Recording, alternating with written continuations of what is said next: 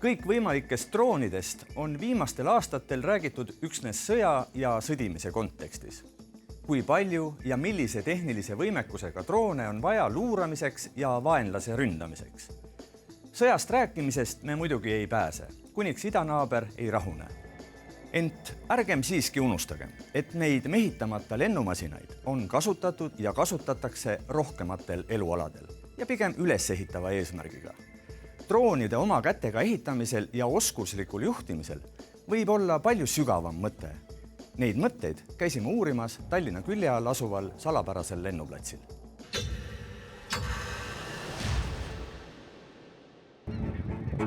Üks suurem hane või lagleparv üritab maanduda Tallinna külje all Hüürus asuvale lagedale alale. Aga ei saa, sest sel platsil askeldavad ülimalt vilka liikumise ja kimeda häälega tehnoloogilised putukad. See siin pole mingi tavaline plats. See on siin lennuplats kollane ja ta on üks väheseid päris selliseid drooniralli radasid, mis kogu aeg üleval on ja kõik võivad tulla lendama. Üks väheseid Eestis? Üks kahest Eestis. Kui jätta sõjapidamine hetkeks kõrvale, siis droonidega võib filmida ja pildistada. Võib teha lennuvigureid ja kestvuslende, mis mõlemad on omaette toredad spordialad. Aga võib ka imekiiresti väravate ja postide vahel manööverdades rallit sõita. Ja just sellega siin Hüürukandis täna tegeletaksegi. Õigemini treeninguga. Ja mina püüan seda pulli jälgida, äkki ka mõista.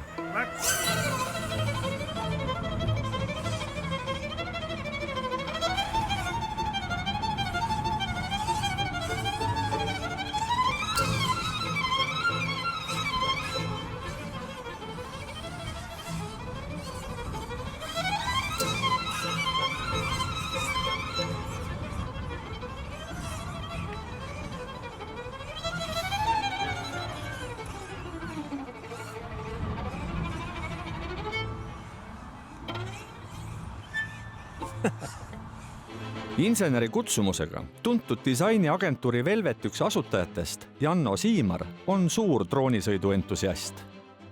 Ja kogu see kirglik huvi droone lennutada tekkis otsapidi olude sunnil.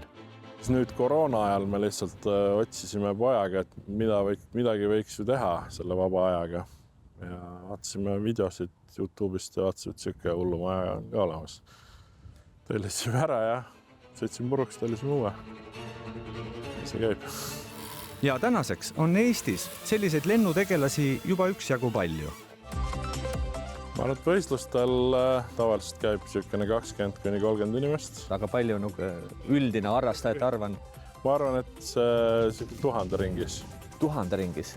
Need kaks noorukit, kes üliosavalt pisikesi ja vilkaid lennumasinaid juhivad, on Eesti parimad drooniralli mehed. Magnus Müller ja Janno poeg Morten Siimar.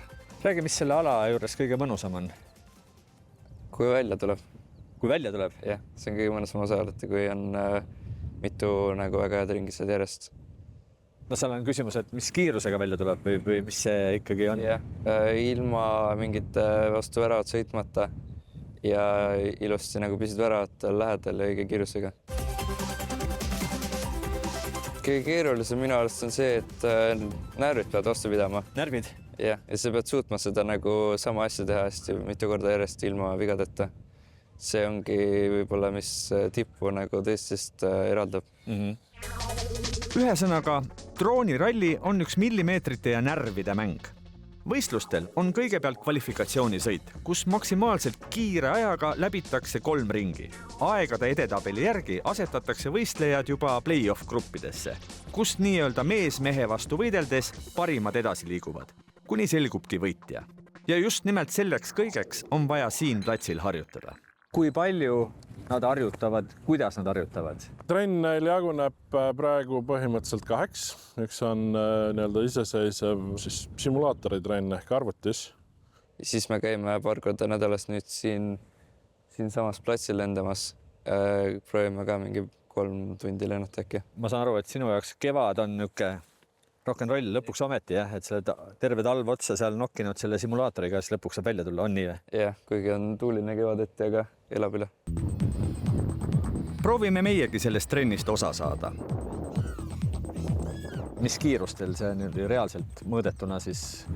Ütleks 250 kilti tunnis on see tippkiirus. 250 kilomeetrit tunnis on see, millega nad läbivad seda rada.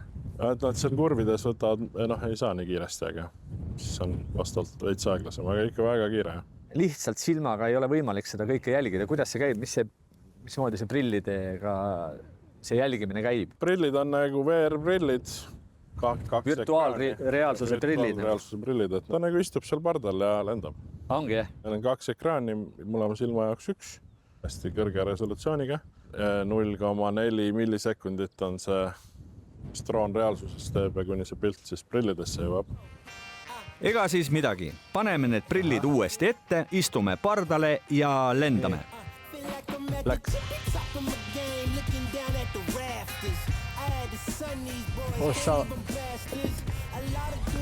Ja.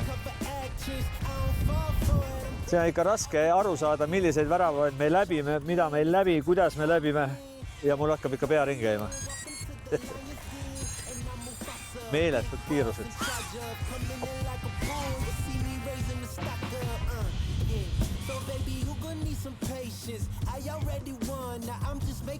Ikka väga terane pead olema, et kõik need läbida sellise kiirusega. Kui toimuvad võistlused, kantakse see äkiline droonilend üle suurele ekraanile. Nii vast ei hakka sõite jälgides pea ringi käima. Aga üldiselt tundub, et see ala nõuab mingi erilisema närvikavaga tegijaid. Isikuomaduste mõttes kõige paremini sobib introvertidele. Sest see on selline, mulle meeldib öelda, et see on intensiivselt individuaalne gruppi tegevus. Siukene nokitsemine. Nagu number 1 asi on püsivus, et maast madalast peale me õpime siukseid asju nagu põhjus-tagajärg seos. Mis see tähendab? Kui sa midagi teed, siis midagi juhtub. Sa ei saa minna närvi sellepärast, et ma vajutasin valet nuppu ja midagi nüüd juhtus. Droon kukkus alla või lendas vastu seina. Sa oled ise süüdi, ise kontrollid, ise vastutad. Nad ei lennuta lihtsalt droone, sellepärast et lõbus on. Vaid nad kontrollid seda tehnoloogiat, mis sulle käes on. Sa oled ise selle ehitanud, sa tead, mis sa teed. Õigesti kuulsite. Need imekiiresti ja millimeetrise täpsusega liikuvad droonid on noored kutid ise ehitanud. Kogu drooni paned ise kokku? Jah, ise pead kõike tegema. Kas see ehitamine, nii-öelda ettevalmistamine, kas see on ka mõnus? Et ütleme, teed selle drooni, kõik paned asjad paika ja siis mõtled, kuidas ta hakkab liikuma? Ja ta on päris võib-olla nagu legodega ehitamine põhimõtteliselt. Põhimõtteliselt on üks oluline asi on raam. See on süsinikkiust raam ja siis sinna peale pannakse mootorid. Mootorid on meie praegu kõige paremad, mis maailmas saada on. Siis on elektroonika, mis seda drooni juhib ja siis oluliselt 2 komponenti on videosüsteem ja juhtimissüsteem. Nii sünnibki tehnoloogiline ime, mis kiirendab 0,3 sekundiga 100 kilomeetrini tunnis. Ja poole sekundi pärast liigub droon 200 kilomeetrit tunnis. Mõelge. Terve omaette lugu on võidusõidudroonide akudega.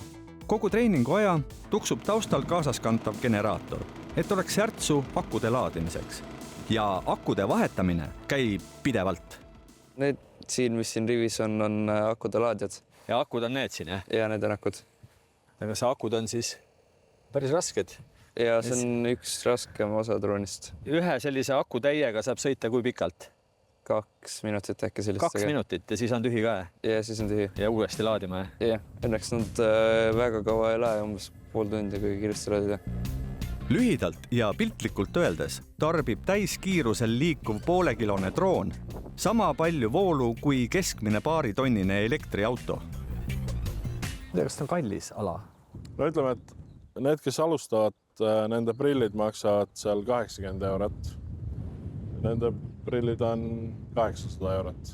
Ja need, kes alustavad, nende droon on 100 eurot ja neil on 1 droon. Nendel on siin umbes 500 kuni ka 800 eurot droon ja vähemalt 3, 4, 5 drooni on. Et see läheb kiiresti kalliks. Siin olekski nüüd hea küsida, et ütleme, mis selle ala niisugune mõte või sisu on?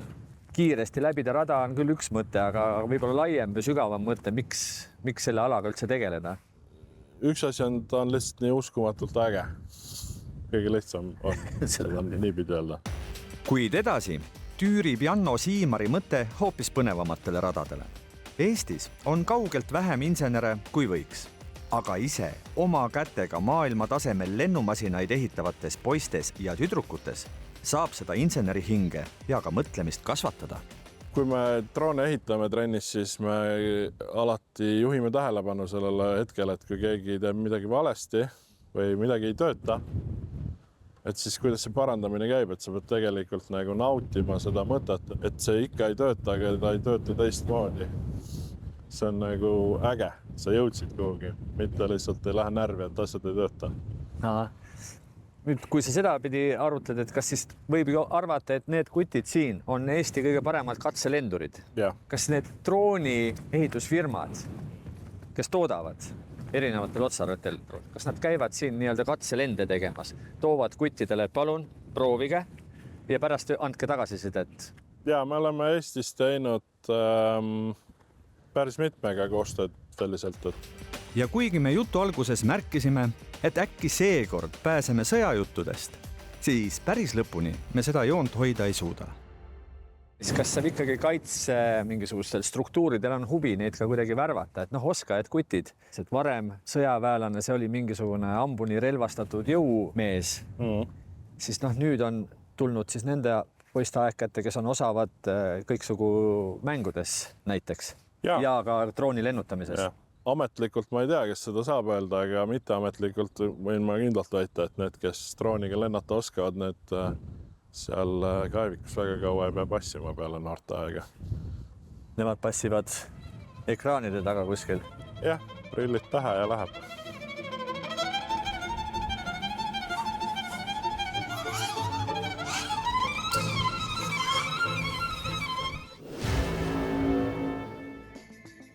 Kardan, et minust ei saa drooniralli meest. Iseloom ei sobi ja püsivust jääb väheks. Aga see mõte, et noored inimesed arendavad kogu selle droonivärgi taustal inseneri mõtlemist, meeldib mulle küll. Õppida, kuidas asjad tegelikult töötavad ning leiutada veelgi vingemaid masinaid, see ju kõlab huvitavamalt kui üks lõputu suunamudimine sotsiaalmeedias.